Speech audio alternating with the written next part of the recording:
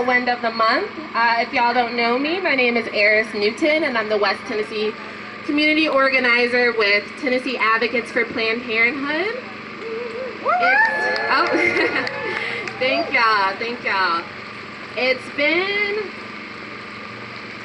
1 month and 1 day since the 6-week abortion ban went into effect in Texas.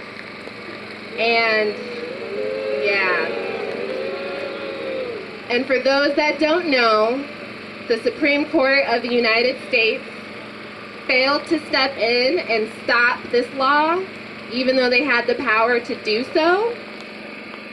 And that is why we are here today. We are here today to show that we want to keep abortion bans off of our bodies.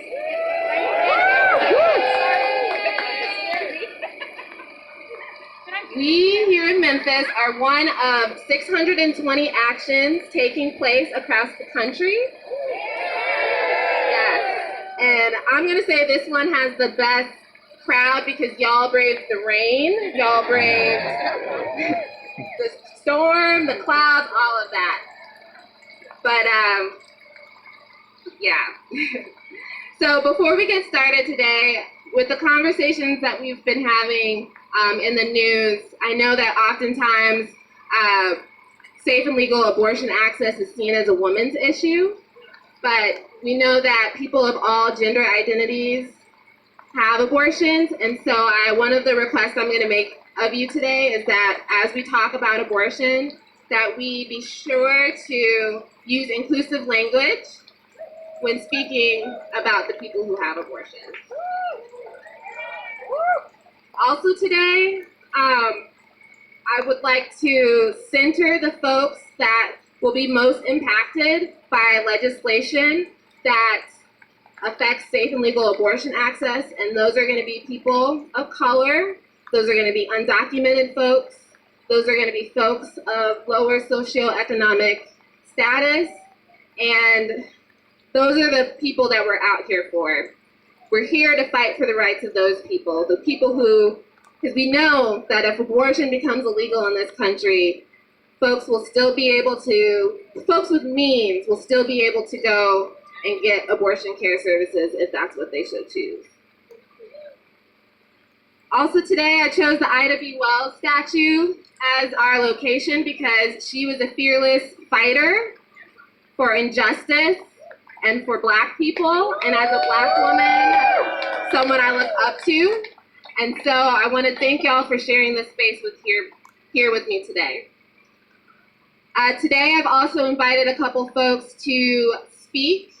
I've invited some folks who have personal experiences. I wanted to center their voices.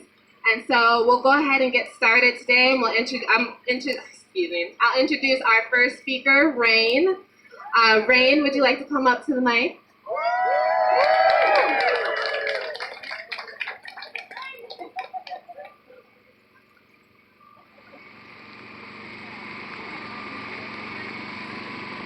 Greetings, folks. I'm going to be honest with you. I struggled a lot thinking about what I wanted to say today. The law in Texas doesn't feel like it has words to properly describe it. But I've struggled with why and how to speak for a lot of different reasons. Knowing what to say can be hard, knowing how to speak can be hard. And for people who can become pregnant, for people who have experienced abortion, such a big piece of the barrier to speech is shame. I have experienced so much shame, it took me over a decade to be able to do something like this and share my story with y'all. When I had an abortion, I was in a much more vulnerable place than I am now, and as Eris speaks to the differential impact of bans on abortion, I am a person who is still going to be able to get one no matter what. And I'm now in a place where I can overcome my shame and acknowledge that I have the privilege and the unique experience to share a story that can impact others. And I want us to think about two things today. I want us to remember that it is not just Texas. It can be very easy to say, oh, those folks out there, those folks in another state, we are at risk in Memphis, we are at risk nationwide, we are at risk at the Supreme Court level. And we can use our voices. We can work with our shame. We can work together to overcome our shame. And especially those of us who have the privilege and power to do so, folks who look like me, folks who know that their abortion access isn't threatened, we can speak out. We can share stories that maybe we've never shared before, and we can share our stories in spaces that maybe we've never shared them before. We can share our stories to the folks who are making these laws. We can share our stories in Nashville. We can share our stories to our elected officials. We can share our stories to our officials who are coming up for election and let them know that we care about this in the voting booth.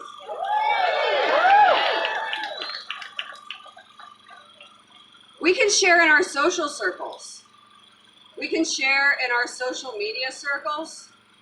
We can share when we're finally able to get back together for holidays as vaccines and other things allow us to gather a little bit more safely.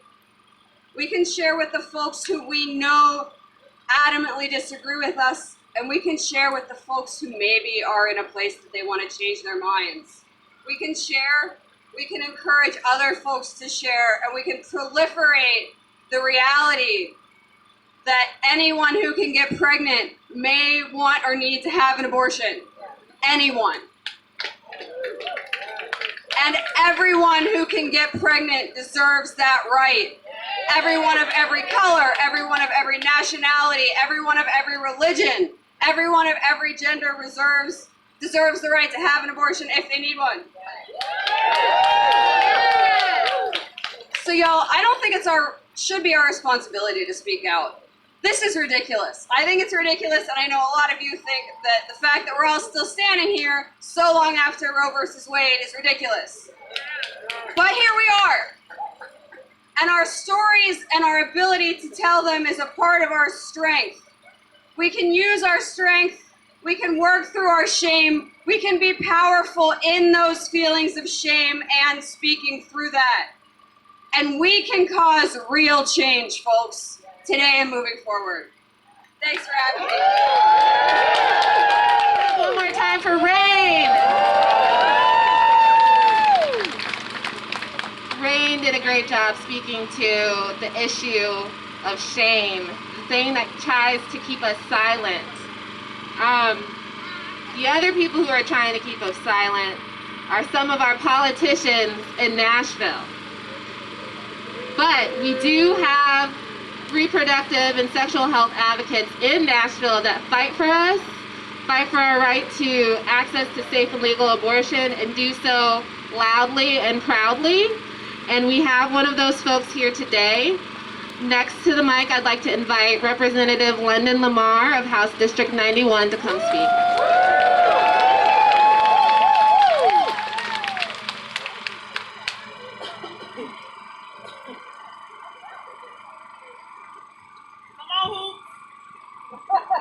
Good morning, Memphis! Woo! Out of all the 600 rallies we're having across the country, let them know we out here today in Memphis. Scream! Hands off our bodies! Hands off our bodies! Hands off our bodies! Hands off our bodies! Hands off our bodies! It's interesting because this morning, I woke up and have to constantly ask myself, am I waking up in 2021 or 1951? You would think what's going on in this country, we've made so much strides, but yet it seems like we keep taking 2 steps backwards. It seems that the judicial system, the Supreme Court, gave women the right to protect themselves and make their own decisions about what they want to do with themselves, but it seems like we're falling backwards. You know, the dangerous thing about what's going on in Texas is that is setting a precedence for the rest of the country. The thing, as the only childbearing woman in the state house, the only woman who can have a child in the state house, in a room full of white men who are deciding what I can do for my body, deciding my ability to choose what I want to do, they constantly pushing unconstitutional legislation. And when the Supreme Court decided not to take up that case, we know coming up in this session 2022, we are going to fight twice as hard. What's happened in Texas can happen to the other T state in Tennessee. They have already pushed bans on abortion, but we've had the judicial system to step in and have our backs. Now, we can't always depend on that. You know, it's so interesting. I always hold my colleagues accountable to the idea of this pro-life movement, right? We want to tout us as the state. We're the conservative state of the union. We're the pro-life state of the union. We're going to protect babies in the room. We're going to do all of this. But I said, what about the children that are here if we're so pro-life? What about the people in this park who are hungry? What about their lives? What about the education system you're stripping funding from? What about those children's lives and ability to get a good education? So we really gonna talk about this pro-life. Let's be pro-life about everybody. And we was creating a criminal justice system that wasn't taking people falsely and putting them in jail and taking away their lives. Maybe people want to have kids. Maybe if you weren't poor and we got to get minimum wage jobs at $7.25 an hour, maybe we can afford to have children. Maybe if we had universal health care and women like myself could have adequate maternal health treatment, maybe we will want to have kids. We can't be the state of pro-life and talk about banning abortion when we're not pro-life about everybody standing down here today and the ones that are not.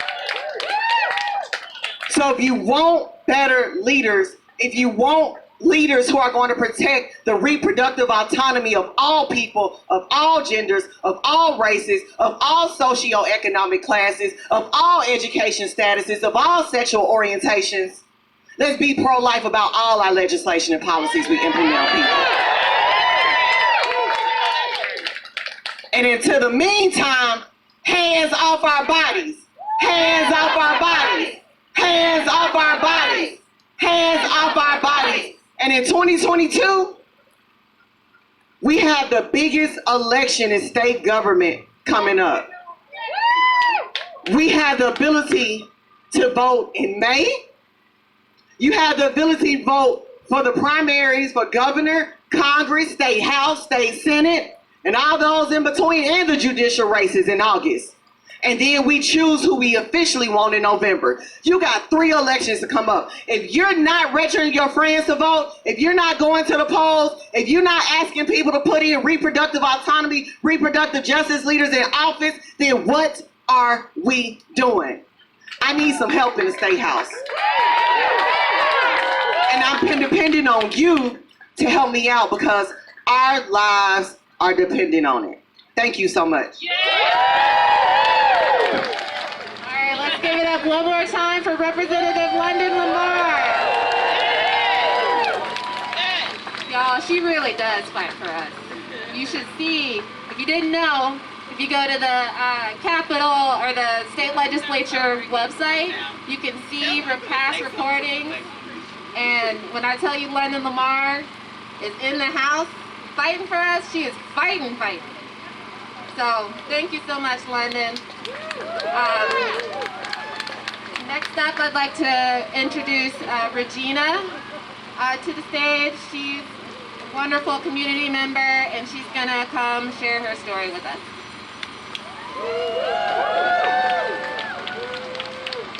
Let's say that one more time. Hands off our bodies. Hands off our bodies. Hands off our bodies. Let me tell you a couple of things. Y'all have heard of PTSD. You've heard of depression. You've heard of suicidal thoughts. Well, these are just a few of the results of intimate partner violence. As we enter into the month of October, we're entering into a month of a pandemic in our communities. I'm not talking about COVID-19. I'm I'm talking about domestic and intimate partner violence. At the height of the COVID pandemic, 2 people per minute died of COVID-19.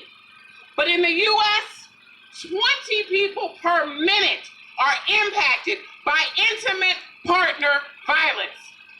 And once again, those who are most impacted, which are those who identify as women, survivors of domestic violence, this legislature will re-victimize them and re-traumatize them once again if we don't tell them hands off our bodies.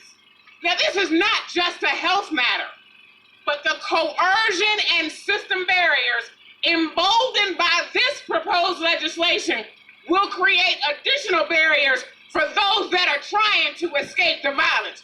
So you want to tell me somebody can rape me, somebody can abuse me, somebody can tell me, you my wife, sit down and spread your legs. Sit down, you get pregnant and you keep this baby. And they can choose to leave. But I'm responsible for keeping this child alive. You think this is gonna be a healthy child? You wanna know why we got so much gun violence and so many problems in our schools and communities? Because we don't have healthy homes. And you're telling me that no, your home can't be healthy. I want you to have this baby and you can support it. And for those of you all that don't have children, remember, it's your tax money. They gotta pay for these children that are in foster care, that have to pay for DCS to go out and make sure that you don't have children sleeping in garages while the parents are sitting in the house smoking weed and drinking alcohol and just having a grand old time because they didn't want those children anyway. What I'm saying to you is this impacts so many more people.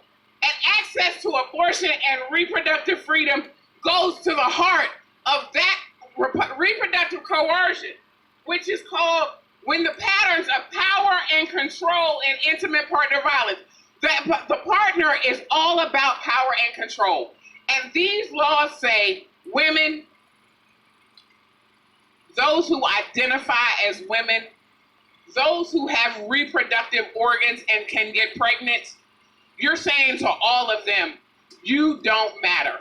So really what you're saying is our children don't matter.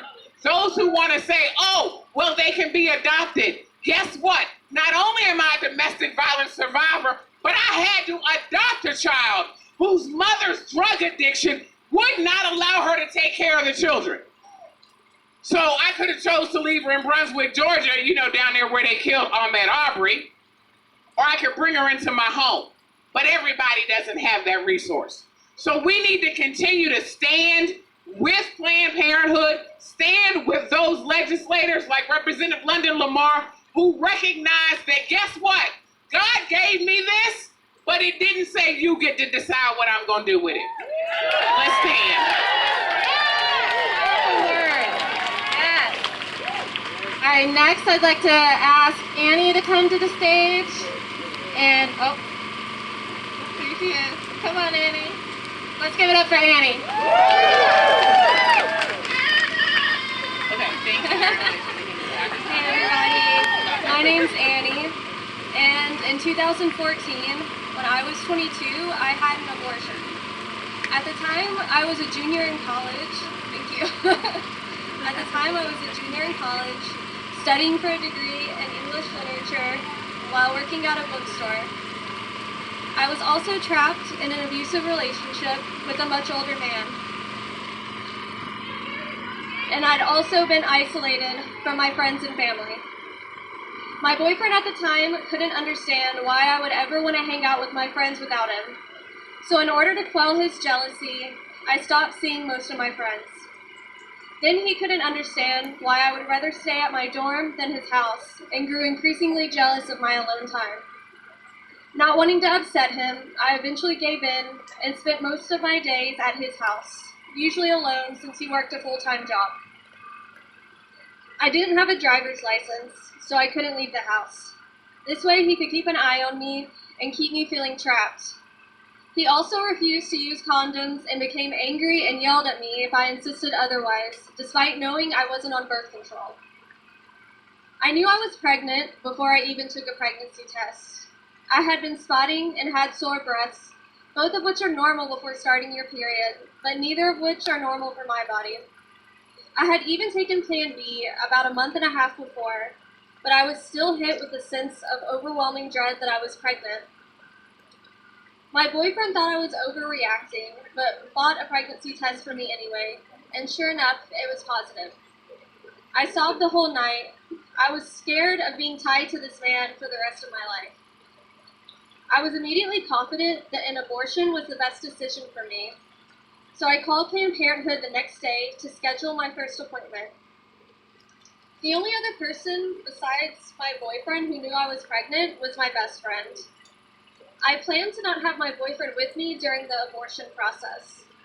Together, my friend and I decided that she would take me to get the abortion and that I would stay at her house afterwards. I felt like it would be easier for me to leave my boyfriend if I didn't feel like I owed him anything for taking care of me or for helping out monetarily with the abortion. However, a few days before my appointment, my friend changed her mind and told me she would only take me if I told my parents first. At the time, the only control I felt that I had was over who I told I was having an abortion. I wasn't ready to tell my parents, so my friend wouldn't take me. I felt abandoned and scared. Not having my friend by my side was the worst part of my abortion experience. However, I never wavered in my resolve to do what was best for me. The same year that I was getting my abortion, Tennessee was getting ready to vote on Amendment 1, an amendment that would give the state more power to restrict abortion rights.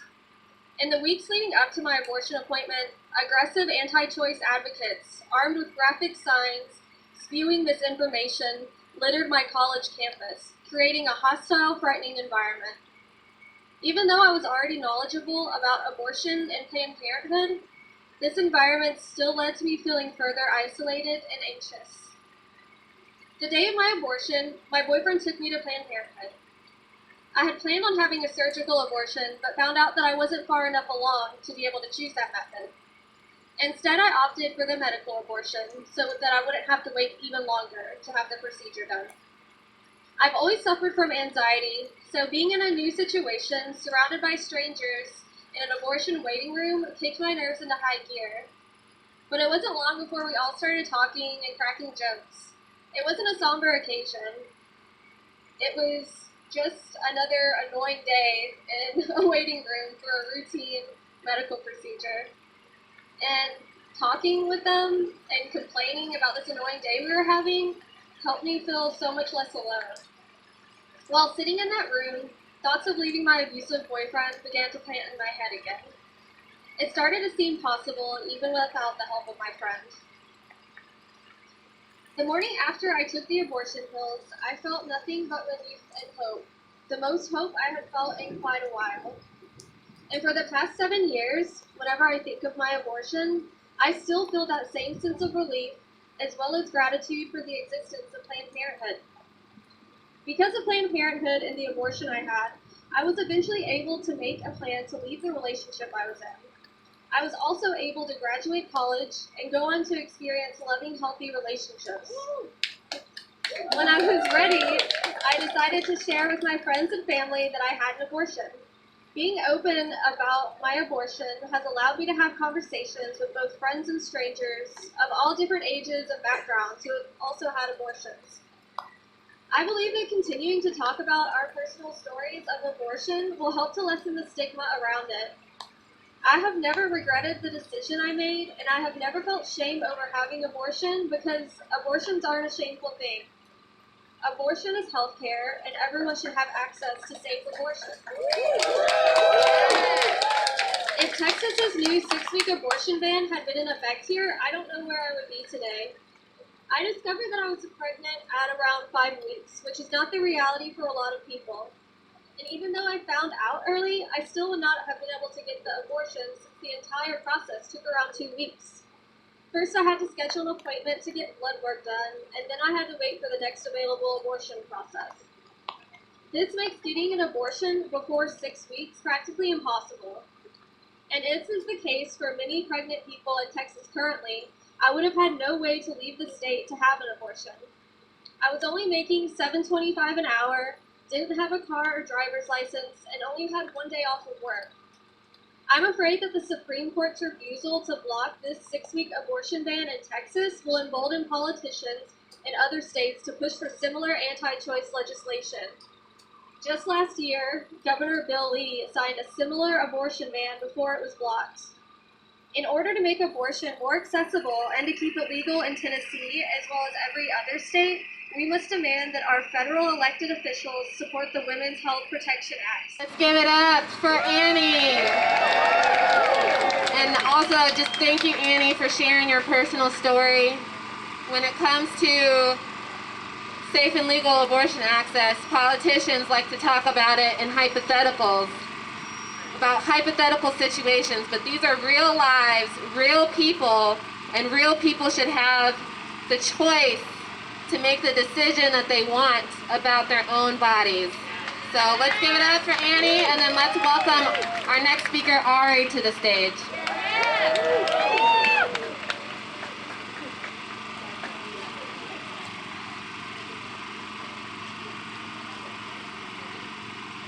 Hello. Hi, everyone. First of all, okay, y'all don't know how to work this, so I can't lie. Hold on. Wrong one. Okay. There we go. Thank you. Okay, thank you. First of all, let's thank the creator for rain, which represents cleansing, right? Okay? All right. So my name is Ariane. My pronouns are Ariane and Ari. My first experience with Planned Parenthood was getting an abortion a few years ago. I became a volunteer, and then I actually now am program coordinator for the Black Organizing Fellowship under Planned Parenthood, which stands for Black Lifestyles for Culture and Knowledge. So today I've chosen to share my story in response to the legislation in Texas via a poem called Blackbird. I'm really nervous, so y'all bear with me. Okay. Can everybody hear me? I'm trying to project. Can everybody hear me? Okay. Thank you.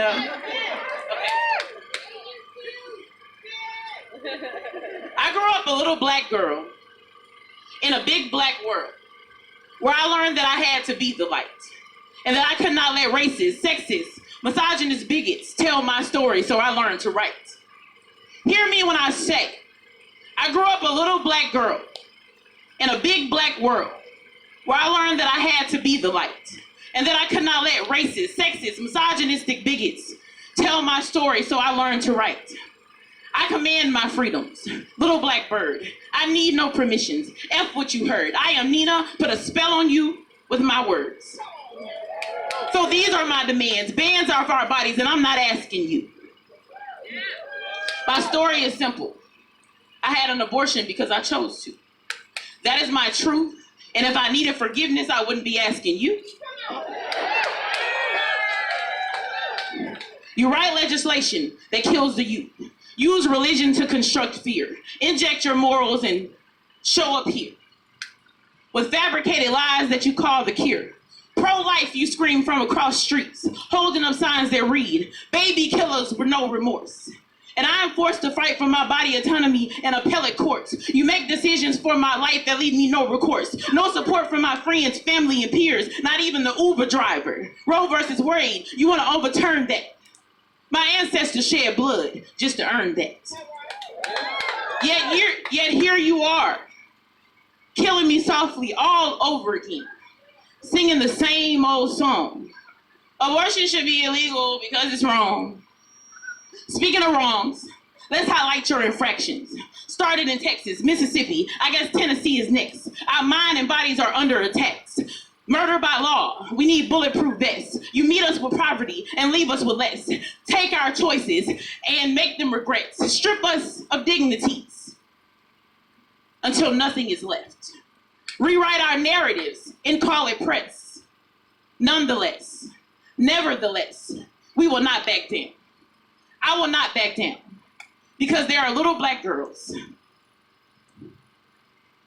growing up in a big black world. And I am their light. And I will not let racists, sexists, misogynist bigots tell their story, so I've learned to fight.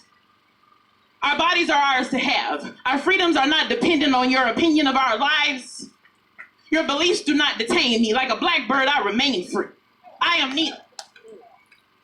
My words put a spell on you. I am what and who I say I am. You cannot rename me.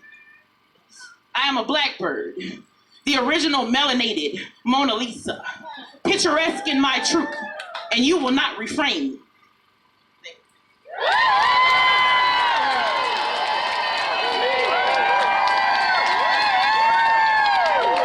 And did y'all remember Ari said that they were nervous? That didn't look like nervous to me. That was wonderful. So, if anti-abortion legislation comes to, which is already in Tennessee, but if Roe v. Wade were to fall, abortion would become illegal in Tennessee, which means that if you lived in Memphis and you wanted to have abortion services, the closest clinic is in Little Rock. You'd have to drive an hour and a half away. But I want to make things clear, abortion is still safe and legal here in Tennessee, and we have multiple health centers that are able to provide those services to the people of Memphis. Planned Parenthood is not the only abortion provider here. We also have a wonderful organization called Choices Center for Reproductive Health. And we've got the wonderful Jennifer Peppers, the Executive Director of Choices, here with us today to speak.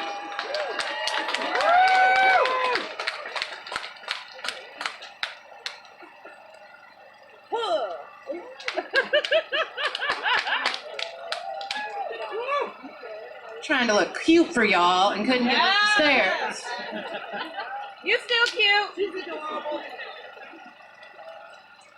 Good morning, everybody. Good morning, Miss Pepper. Rain or shine, it's a good morning to be angry. And I'm angry. I'm Jennifer Pepper. I'm the Executive Director of Choices here in Memphis. I'm angry that there will be people that will profit off the entrapment and intimidation of vulnerable Texans as they seek abortion care. I'm angry because instead of supporting healthy pregnancies and thriving families for everybody in Tennessee, our elected officials are busy minimizing our bodily autonomy. I am angry about the decades and decades of medical mistreatment of Black and brown bodies. I am angry that Tennesseans seeking safe abortion have to wait 48 hours to receive the care they need. When you're the ED of Choices, you're angry about a lot of things. People should have the ability to get the health care they need without interference and without unnecessary restrictions. SB 8 in Texas, the 15-week abortion ban in Mississippi, and Tennessee's own abortion ban and trigger laws are just attempts to control people, particularly pregnant people. And it does not begin, nor does it end with abortion access. Despite the advances that we have made in the US, our country still has one of the highest maternal mortality rates in the world, and Tennessee has one of the highest rates within our country. What's the disconnect? People are dying because they can't access affordable and affirming health care, because our elected officials are not working hand in hand with the communities that are most impacted and supporting their solutions for their communities. At Choices, we are beyond proud of our incredible team of Black midwives who has delivered 161 babies since 2017. Under the care of Choices Midwifery, babies are 7 times less likely to be born via C-section, and they are 5 times less likely to be born prematurely. That's right, the small clinic in Memphis, Tennessee that provides abortion and always will provide abortion is also providing the top highest quality maternal care in the city.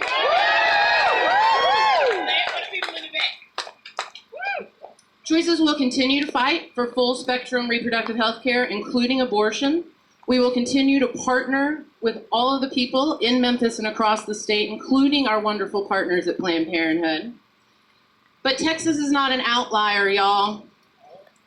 Lots of anti-choice legislation happens in Tennessee every single year. And I could only imagine what some of Representative Lamar's conservative colleagues are thinking at the state at this point. Please, we need federal action. Please call your senators, urge them to pass the Women's Health Protection Act so that this becomes a federal issue and is not dependent on geography. So, I'd like to, that's all of our speakers for today. So let's give one big round of applause for all of our speakers.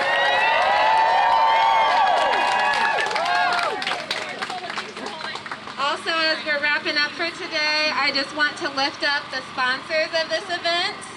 I have them on this piece of paper. Let's see if I can read them after it got all wet. Let's see. So I'd like to give it up for our sponsors, Latino Memphis, the Democratic Women of Shelby County, Choices Memphis Center for Reproductive Health, Amplified Media Strategies, the Memphis Women's March, also the Shelby County Democratic Party as well. And I think that's it. I might have forgotten some. If I did, charge it to my head and not my heart. As we wrap up today, this is just a moment, y'all coming out and braving the rain, that already shows me that you're dedicated to sexual and reproductive health and freedom and safe and legal abortion access. But as you leave here today, I'm going to ask you to take it one step further, because this fight is going to last much longer than October 2nd. In December, the Supreme Court is going to be hearing Jackson v. Women's Health, a 15-week abortion ban. I might have 14 or 15, I'm sorry if I got the number wrong, coming out of Jackson, Mississippi. And here in Tennessee, we have a trigger law that says that if Roe v. Wade is overturned in whole or in part, that abortion will be illegal here in Tennessee. We do not know what that means because the legislators, the politicians, make it so that it's unclear what that means so that we can fight it out in court and waste money. So what do? Y'all have a voice. We need folks to be willing to share their stories of abortion or why abortion access is important to them. We need folks who are willing to take action by signing a petition to talk to our local leaders, because even if they don't agree with our viewpoints, they work for us and they need to hear from us so we can tell them we want safe and legal abortion access here in Tennessee. That's right! Also, with this issue, I can't go into the complexities. Y'all would be here all day. I don't want to keep y'all longer. So we need y'all to be educated about the issue. We need you to be educated about this Supreme Court case and what that means for Tennesseans. We also need you to be willing to talk with your friends and your families about why you believe safe and legal abortion access is important. Abortion stigma keeps us silent. It tells us that talking about abortion is shameful. We don't want to bring it up. We don't want to be judged. We need to fight back against that and talk with our friends and family. Thanksgiving's coming up. I dare each and every one of y'all to bring it up at Thanksgiving. Putting it out there. And then also, I don't know, before this rally, I stopped by the health center. There was somebody standing out in the rain protesting outside of our health center.